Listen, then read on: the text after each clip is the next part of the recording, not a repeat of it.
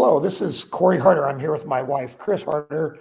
We are part of Legacy Builders powered by eXp Realty. We are real estate agents, investors, and landlords, and we're starting a movement and calling it Legacy Builders powered by eXp Realty. We want to bring together like-minded people that want to grow their business in real estate who are looking to share, grow, and learn together. We believe in collaboration over competition, and that's the big reason we started this podcast. We're really looking forward this year to be able to bring a lot of value and additional resources so we all can succeed in our real estate business this year. And our guest today, Kelly Hall, just does that. Yeah, you want to talk about collaboration over competition? Well, we met Kelly in Dallas at a build event at eXp. So we just connected. It was super cool and really enjoyed time with her and her story, because everybody has a little bit different path on how they got into real estate and also how they got here at eXp. So welcome, Kelly Hall. You are from Central New York, right? I am, and thank you so much for having me on your podcast. I'm Central New York. We were just talking about how our weather patterns might be similar, sister patterns in the winter especially. So we're just trying to grin and bear it until we get to the spring together. Absolutely. Yes. Well, yeah, why don't you just tell us a little bit, about your story, about how you even got into real estate or your background, and let's go from there. Definitely. Well, so going way back, my grandfather was a home builder in the 60s. He worked for a lumber company supplying wood for home builders. And when he was 50, he built his own company, WT Motto. And it's my mother's father. And so as a result of having a home builder father, my mother knew everything about a home and was the fixer of everything. And of course, being a mother, home is where the heart is, and every home that we've moved into, she poured herself into home. So home is always, obviously, for all of us that live in a home, know the significance and the meaning of having a safe place and a sanctuary.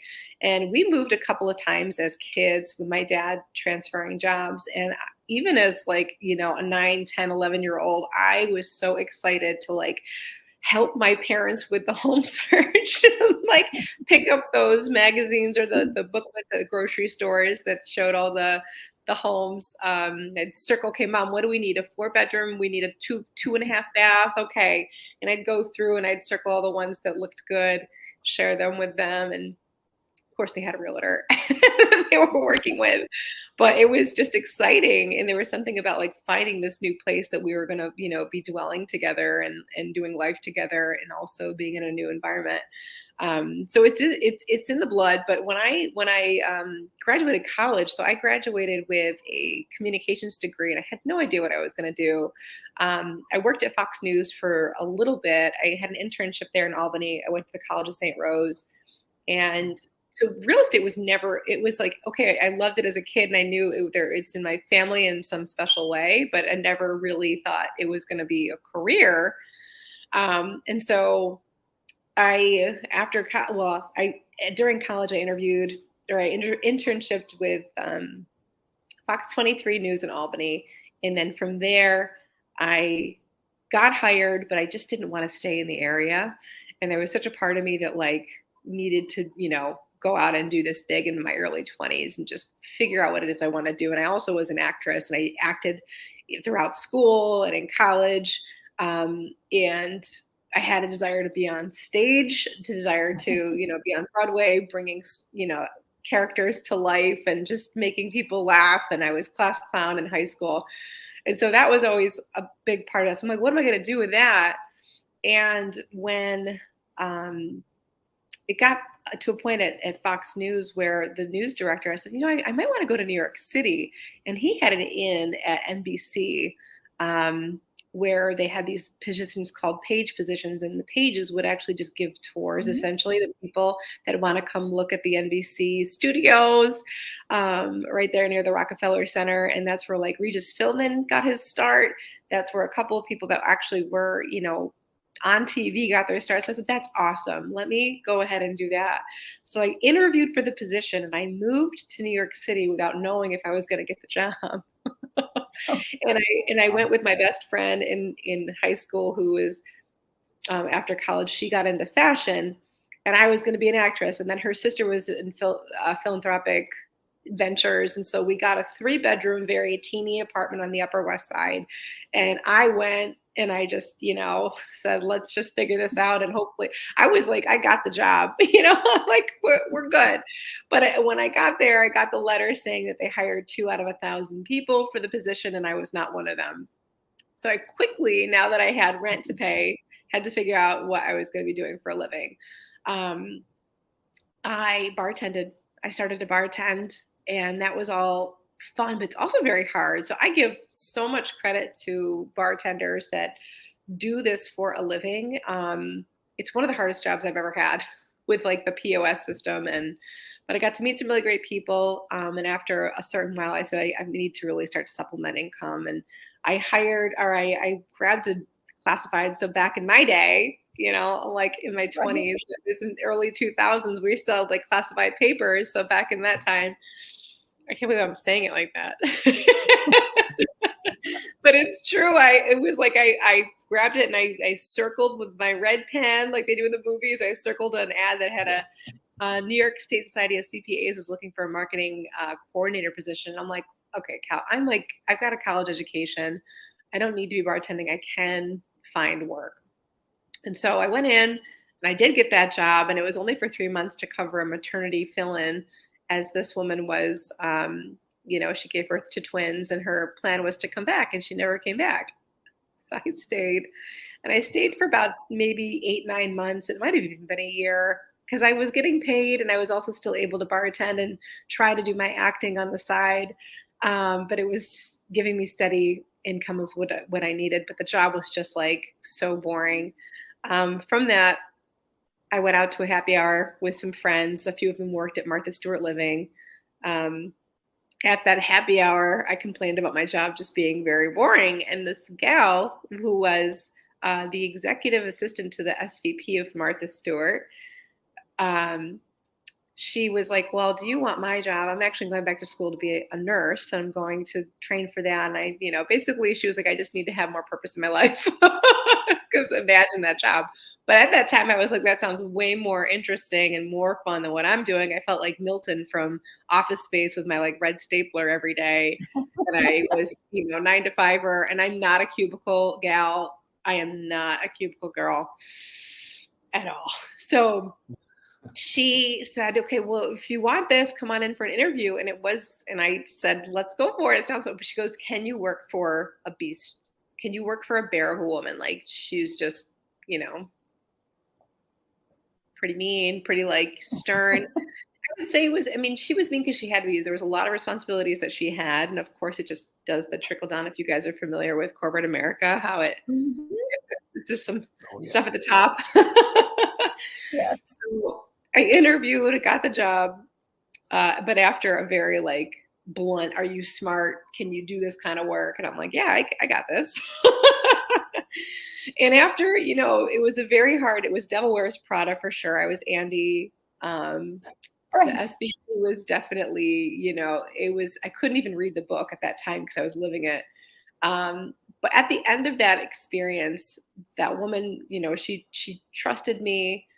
She was sending me flowers. We really worked through that relationship, and she actually put me in the marketing department.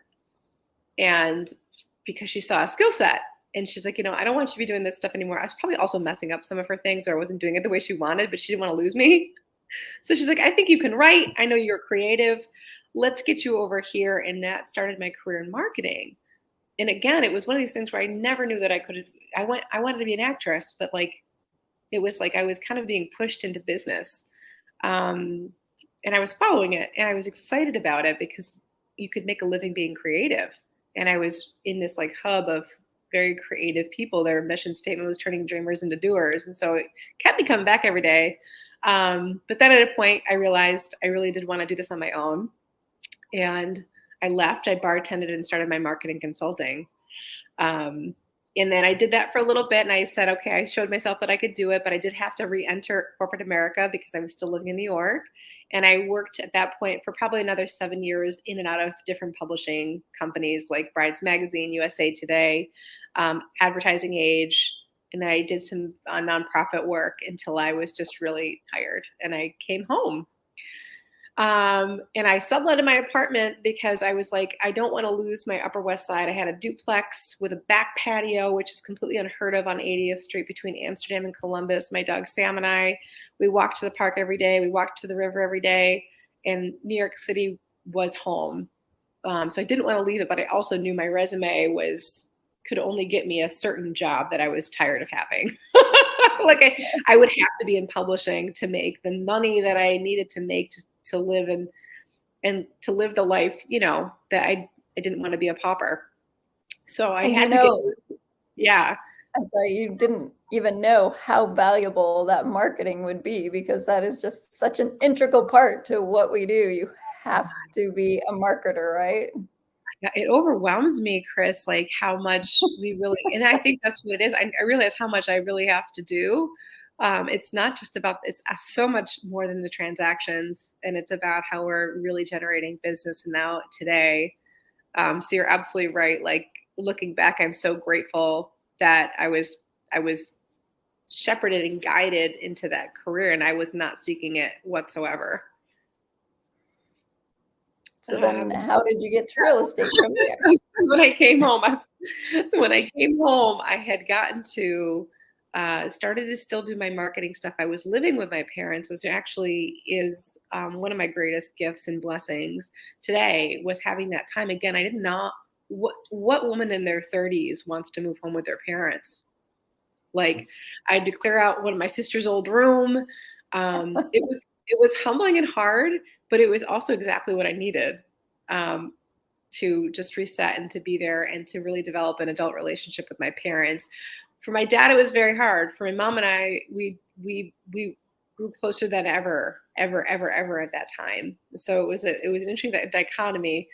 And so when I was home, the marketing stuff was good, but it just still wasn't what I wanted to do.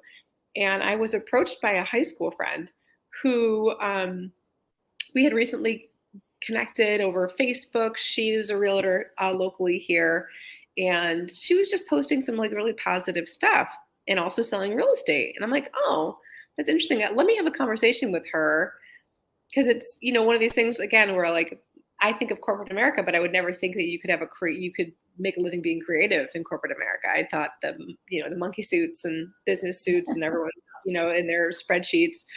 And so, so for real estate, I thought kind of had a similar, she helped demystify it. And so we connected, and then we didn't engage right away. It wasn't until 2017 or 18 that when I came back again. I was in New York for just about 10 months for a gig, came back, and I knew that I just needed to figure this out. Okay, and I'm like an all or nothing when it comes to a career change, because I have to support myself. I am a single gal here, and I have my dog. So I got to make sure he's fed too. But no, I had to make sure that I was being wise about, really making this career change. And so said yes to joining her team. And I got licensed about 2 months before the pandemic. And I will forever be grateful for this connection. But at a certain point, you realize that if you're doing far more work than a team lead does, and your commission is 50-50, and you're going, how is this even possible? And I'm looking at how long it takes things to close. I'm grateful for the time that I had to build the business, but I realized there was a better way. And so I split from the team, but we still stayed at the same brokerage. And I just loved real estate. I mean, I love real estate, but at the time I was getting that kind of that awareness of, oh my gosh, you can do this for a living. I can connect with people. I can do all the things I was doing as a kid, like circling the houses and matchmaking, and like all of that came back, and it's just so much fun. And I think what was interesting about starting a couple of months before the pandemic was that everybody was starting from zero. And, I think what new agents fear is just not knowing what they're doing or sounding like an idiot or seeming like they're inexperienced. But I look at that time like we all had to come together. And if you had common sense, that's when it was used big time. And so the street Right. smarts, common sense, the business savviness that you have, communication level, I know that's what helped me propel and become who won the Shining Star Award for our board. That's like a rookie that produces a certain amount, but also does things in the community. But I did that all at home because I wasn't because of the shutdown. We had this beautiful office, and I really do appreciate and love my former brokerage, and they're really great, great friends and great colleagues, and we really did stick together. But I never saw anybody because I was at home working, and I was doing it all by myself. So then, yeah, and I'm sure that you guys feel that too. And like you either before you came over, you realize how much you really did on your own and do on your own, and you're going, okay, how much am I giving out and split, and what am I really receiving? So before I get to all that part, the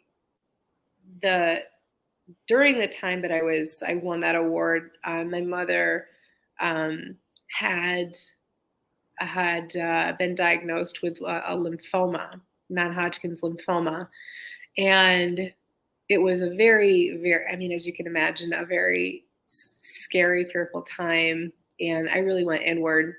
And while I was inward, I was still having to work, and I still had to show up for my clients, not talk about it. I was really selective on who I spoke about it with. I wanted to be sure that people were praying and not projecting fear onto something that was already very scary. And so I was in my phone a lot at that time.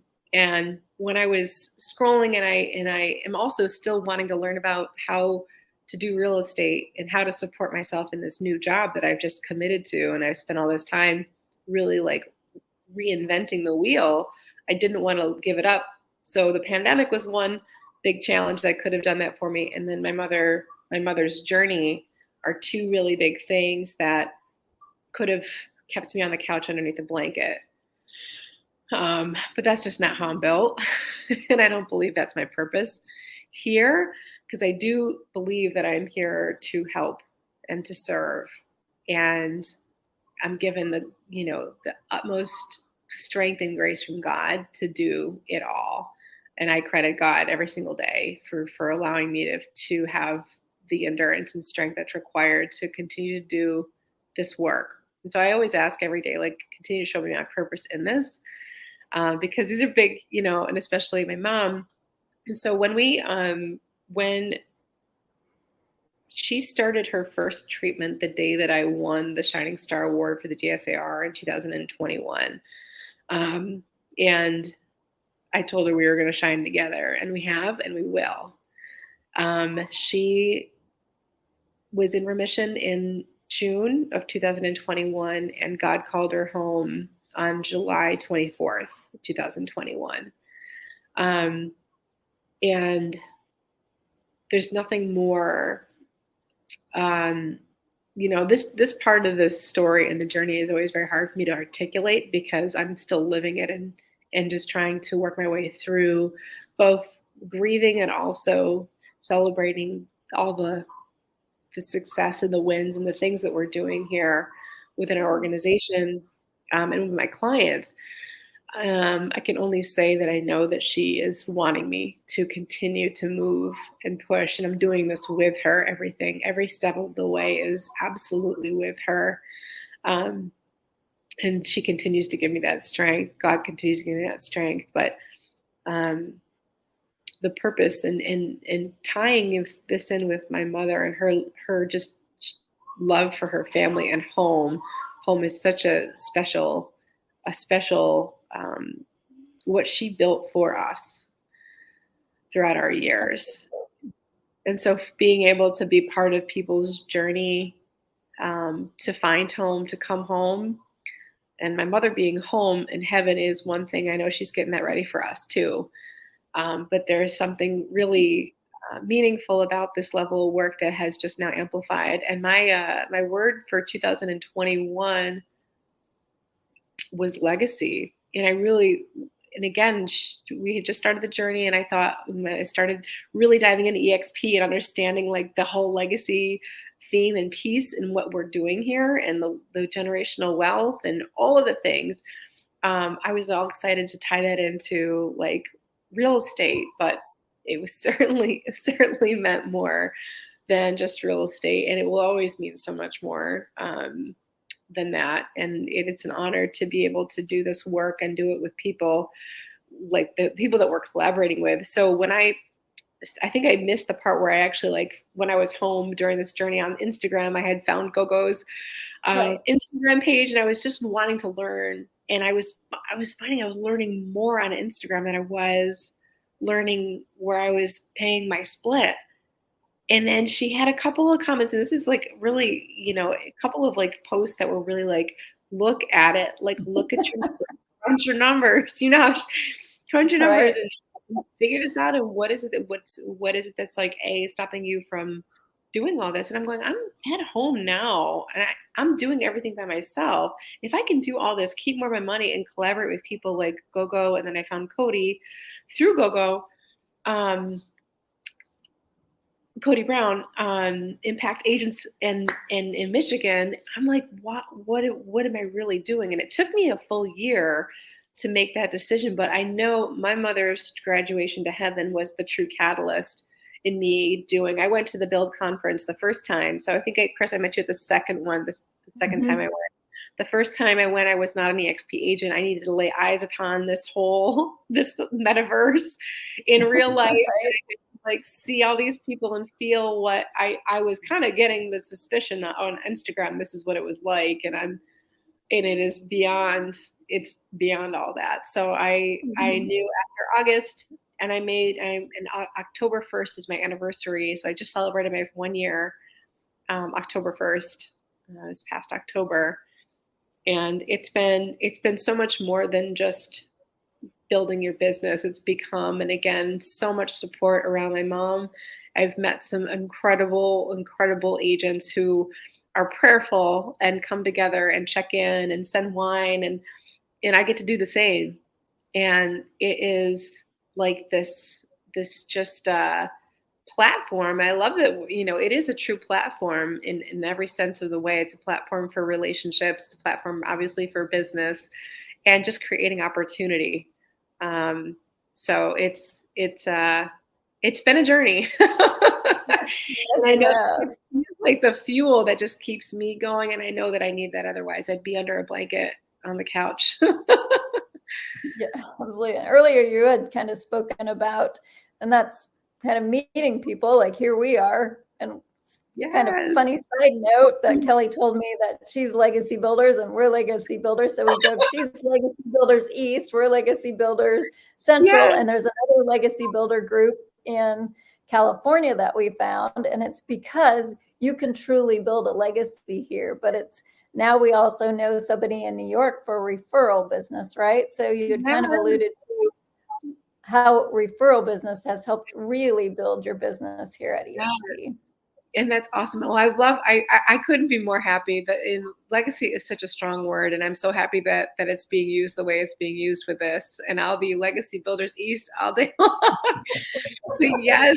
And being able to like connect and to build these relationships. Yeah. Now I know you guys are in Iowa, and I cannot wait to meet somebody that I know is looking for a place, because it's not just like doing a Google search and finding somebody just cold and going, I know I'll get 25% from this. I don't care. I actually care who I'm referring my people to. And I'm not, and now we have 87,000 agents that we can literally hop on. I've done this before where if I know somebody, so for example, Rochester, New York is about a little over an hour away. Very good family friends are looking for a place. You go onto Workplace and you just put up, hey, I'm looking for, in search of a buyer's agent, seller's agent in this area. And you literally are fed within seconds qualified agents. And of course, you do your due diligence and have conversations with each of them to make sure that they're a right fit for your people. But then it's like, and then you get the referral and you're doing the business, and now then you're developing a relationship. And hey, I'm going to be in Boston next week. I can't wait to meet up with my referral agent who shot me the luxury lake house listing. And now we're connected for life. And I know that, it's just going to continue to grow. And that just is exciting because what EXP has created truly, again, this platform, it's expansive. And I know that was one of the words when they were coming up with the name EXP. Expansion and expansive was it, but it really feels that way. Again, I'm not a cubicle girl. So bringing this whole like knock down the walls approach to real estate, the real estate industry, and how much there's such a need for it everywhere. It excites me. It excites us all. I know that you guys feel that too. And it's just, we feed off of that energy every single day, every time we connect with somebody. And I think people are a little nervous. They're like, oh, luxury, we want to be in the luxury markets, but particularly in bigger cities and areas. And we definitely have it. We teach it, we certify in it, and you have had a luxury listing. So if you want to tell us a little bit about that. Oh my gosh, that was such a, and when I say like God winks and things that happen, that happened. I got that listing appointment on my birthday. And it was my first birthday on my mom heaven's side. And so I know that was heaven going, like, you can't be sad today. You can't be sad. You need to get to doing this and developing this luxury listing presentation and my presentation, before it wasn't luxury, right? It was good. You got the information, but it wasn't like ding, like it needs to be. So on my birthday, I spent the whole day not being in my feelings and sad. It was more just like, look what's ahead, look what's coming. And that it didn't, it was a referral. So I woke up one morning, Skinny Atlas Lake in the Skinny Atlas Village it's a very sought after area because of the beautiful lakefront properties. It takes a long while for agents to get a listing out there. And one morning I woke up like 8 o'clock in the morning to somebody in Albany, New York, who asked if I covered Skinny Atlas because there's an agent in Boston, an EXP agent in Boston, who has not one deal, but two homes to sell here. So I said, you bet your boots I do. I was like, I sure do. And then, but it's some of them are handed to you. The luxury, it is a completely different ball of whatever altogether. You really have to, it's a relationship you've got to build with the referral partner and ensure that you're pitching to them and making sure that you're qualified enough for them to pitch to the sellers. Then you've got to have a conversation with the sellers. And it took me a month. They were interviewing another agent, a very the people that have been in the business 20, 30 years out here that sell lake homes, in their sleep, I was up against. I love this story because it wasn't until they hired me to sell their condo. So they said, okay, let's go ahead and, with a lot of edifying, the agent in Boston, and why this is awesome for EXP agents is like, we can edify each other. Like, Cory, if I send you a lead, I'm going to be talking to my person as to why you are going to be the right agent. And I'm going to continue to do that until you're hired. And so that's what the relationship we had with, my partner, Dan, at the Gorfinkel Group. It was awesome because, and he wasn't doing it because he didn't believe it, but he also has a piece of this too. So he would have the 25%. So he's vested in doing that in that way, but also he really meant it.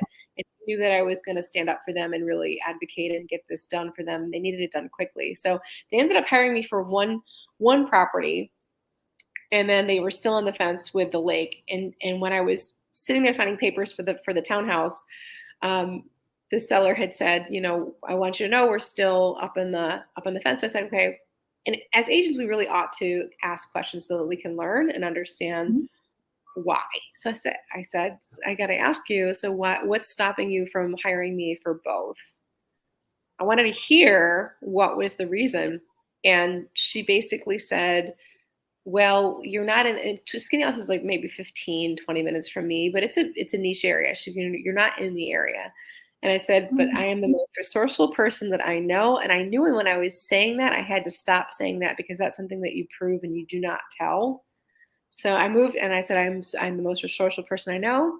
I said, okay, but let me show you with this property. In my head, I'm like, let me show you by selling this one, how well and how much of a partner I am for you. So after that, literally that they left that house and went to the lake house. I went and got her boxes. She was helping her parents sell the house. I went to Home Depot and bought a bunch of boxes with wrapping tape because that's what she needed. She wanted me to send her like a link to buy them online. I go, let me just go get them for you. Dropped them back off at the house. They weren't there with a little note. Came back home, started to do work. I get a text message from her saying, help. The raft, their plastic raft they had detached and gone into the lake. And it was only showing a little bit, like kind of like an iceberg. And both her and her father were very concerned because there were a lot of boaters out that day, and they didn't want, and it was like Labor Day weekend, they didn't want anybody to get injured.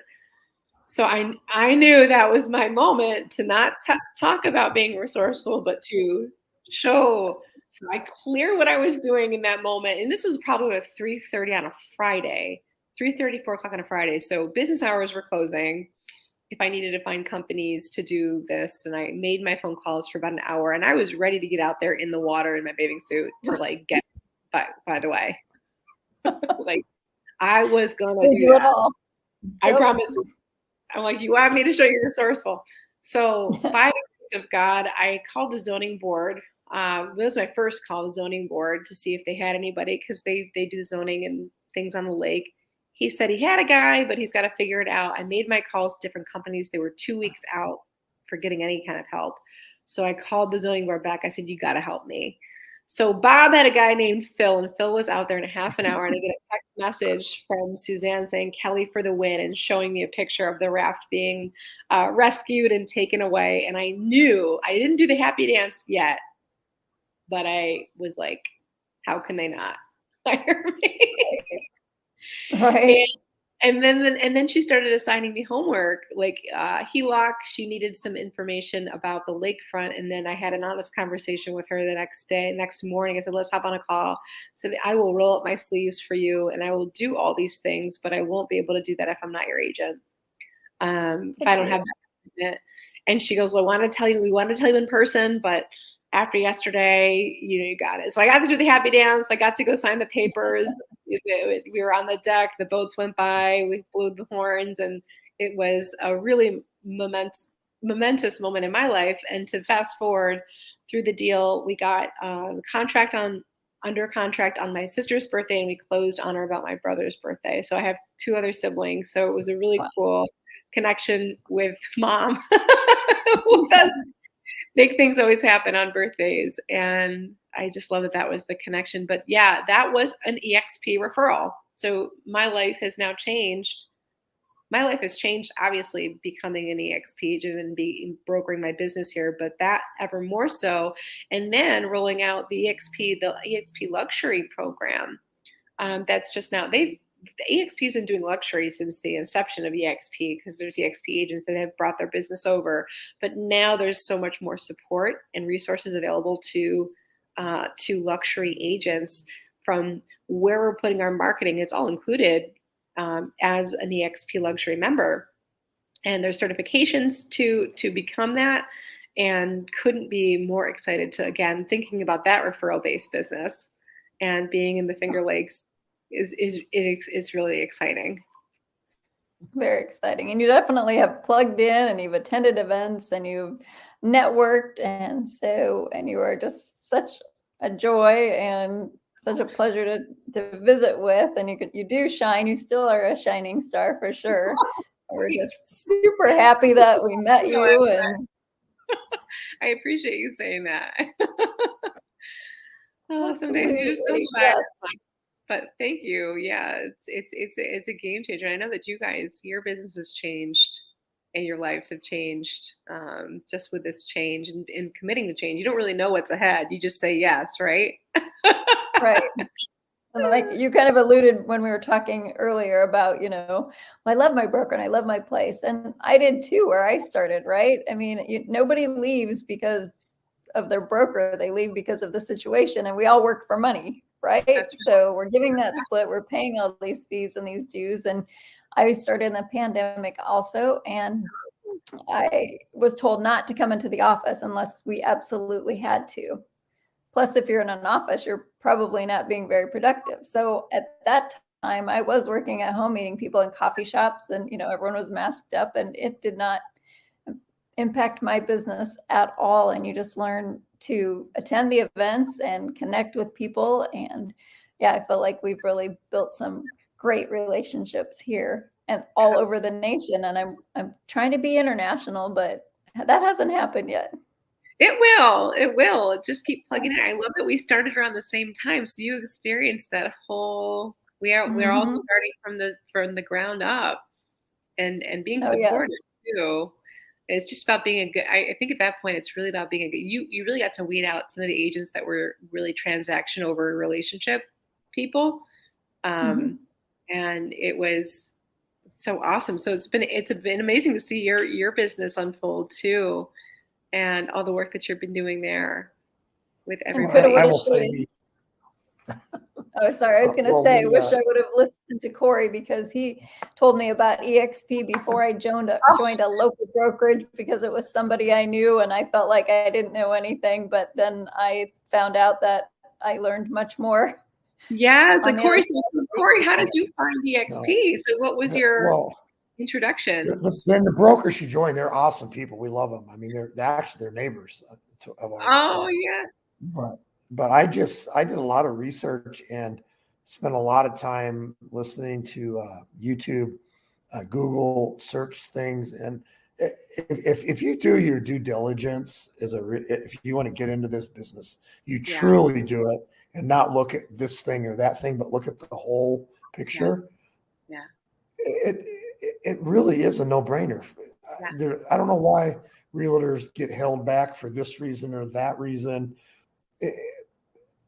And the opportunity here is so much more than one thing when you look at the whole thing. Just collaboration. We have more friends and learn more on a cloud-based system than we ever did in a brokerage. I mean, you're talking, I don't know, 50 trainings a week over the whole United States from the top realtors in the country. You can call them. They're going to share their spreadsheets, share their PowerPoints. There's just so much. You can go on and on, but I'm excited about EXP, and I just feel bad for the people that don't do their true due diligence. You nailed it, Cory. It's doing the homework, and it's, we say once you see it, you can't unsee it. But if you got to see it and to put the work in, it took me a year, but took you that time to do your research on YouTube, and there is so much information out there, and you got to hear it a few times. And there's still so many things within our organization that I still need to hear. Our rev share opportunities and understanding really how that breaks out. But I just know it's good. So I said yes to knowing that it's all good. How many times do you make a sale and you have stock in your, you have stock? I mean, and it goes right in doing your job, like doing the same deal I would have done, but now I'm going to get rewarded with stock. And and so much more. I mean, it's not just what I love about it is it's again, this whole expansion is like, it's not just about the transactions. We are actually building multiple businesses and have the support and help to do it. We have no excuses not to get to where we want to be, and to be really intentional about, it's all about being in the room. And now we've got this platform, a virtual platform. We can go into any room and learn. And Cory said, like, the playbooks are just opened up for us, and they're there, and it's up for you to give, put your own flavor, your own market, style to it, your own branding style to it, your voice to it. The playbooks are here, and it is just an overflow of inspiration, information, education, and collaboration that I've never experienced. Even like working at the corporate America gigs, so many people are like closed-chested with their information. They don't want you to learn more than they know, so they don't want you to surpass them. Here it is like the complete opposite. We want you to win, because obviously the better we all do collectively, the better the company does collectively, and the more we're rewarded. But it's also aside from the reward, it just feels good. It feels good to help. It feels good to see somebody grow and have that aha moment and watch them succeed and get their wins. And if you have something to do with Absolutely. that, awesome.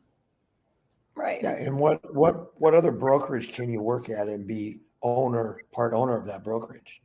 No one. They want those brokerages really don't want you to move on. They want you to rent because they're making money off of you.